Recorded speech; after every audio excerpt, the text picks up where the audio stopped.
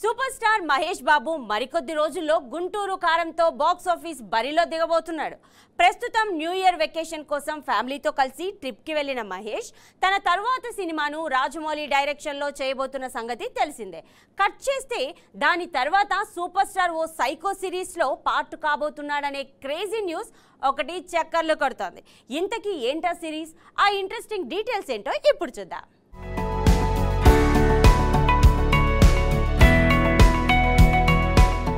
Natural star Nani నిర్మాతగా hit first case second case సినిమాలు చేశారు. శైలేష్ కొలను డైరెక్షన్ లో వచ్చిన ఈ రెండు సినిమాలు ఆడియన్స్ ని థ్రిల్ చేశాయి.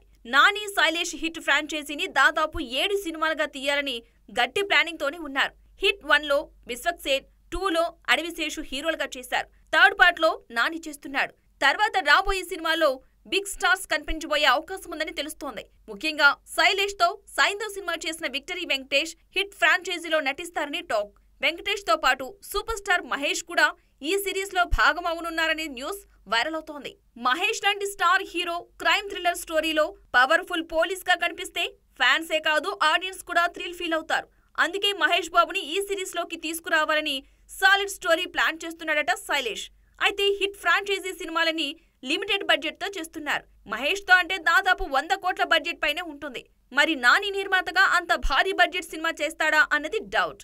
నానితో పాటు ఆ సినిమాలో మహేష్ కూడా నిర్మాణ భాగస్వామ్యం అయితే తప్పకుండా అంత భారీ బడ్జెట్ పెట్టడం వీలు పడుతుంది. మహేష్ ని మెప్పించేలా కథ రెడీ చేస్తే ఆయన ఖచ్చితంగా గ్రీన్ సిగ్నల్ ఇవ్వచ్చు. ఇక చివరి సినిమాలో హిట్ 6 కథల్లో కనిపించిన హీరోలంతా సందడి చేయనున్నారని టాక్.